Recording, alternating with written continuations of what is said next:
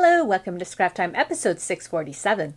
My name is Christine and on today's episode I'm showing you two new collections from October afternoon and a fun way to use your Faber-Castell gelatos on your layouts. Today I'm showing you two new collections from October afternoon and I'm showing you this technique of how I use the Faber-Castell gelatos on my layouts. So this first collection is called Five and Dime, and I loved so many of the different papers from this collection. It was a lot of fun. I ended up using, there was a die cut sheet, so I just cut off the edging to use there. And there's a couple different papers here in the background. And I love this whole sort of book page or that I used as the backdrop of this layout. And I'll just show you on the back side so you can see another pattern. This is fun with sort of the needlepoint look to it. I had this piece of ribbon, so I just added some ribbon, and then I cut up some of the little rectangles here for my journaling, added a bit of bling to it, and we'll get back to the technique. This layout is their collection called Rocket Age. And although a lot of the images have to do with rockets, let me show you this sheet here. You can see all these cute little images with rockets and space and that. Because I have Gemma, a girl, she's not really into space, but I was still able to use some of the papers for this layout. I love just this nice simple red dot background. On the back is just some stars. Then they had this one with the space, and what I liked was there was like the Libra and Leo, and this is Gemma with her friend Lola, and Gemma is a Libra and Lola is a Leo, so I thought that worked really well in the design. And I loved this sheet, and it had all these little pieces to punch out of it, and so I punched it out and I used my gelatos underneath it, and that color just pops through all those little rectangles. So I thought that was really neat. And then there was this one with threes across it, and this picture was taken on the first day of grade 3, so I thought that was really neat just to use that one with the 3. And I'd used a bit of washi tape to do my journaling on there. So now I'm going to show you how you can use your Faber-Castell gelatos on your layouts. And I have done a previous episode where I featured these, so if you've never seen them before, go back and search for the Design Memory Craft gelatos and big brush pens, and you can see more about them there.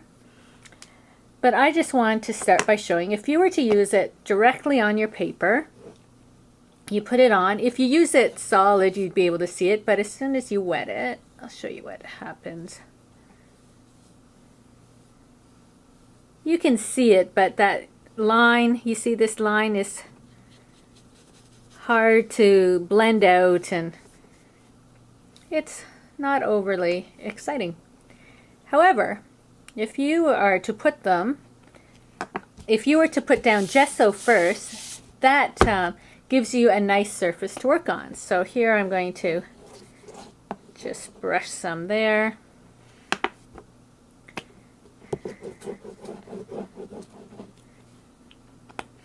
You can see how I'm very concerned with how I put the color on, nice and neatly.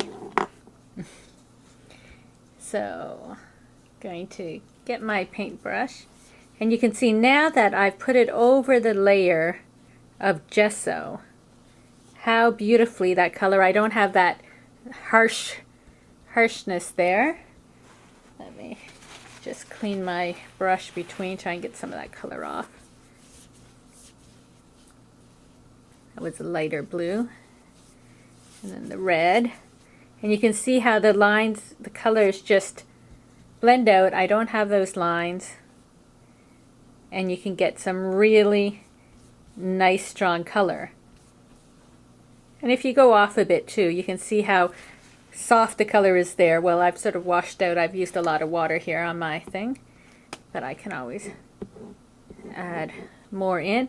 And you can also see too, it didn't matter how I colored it on, because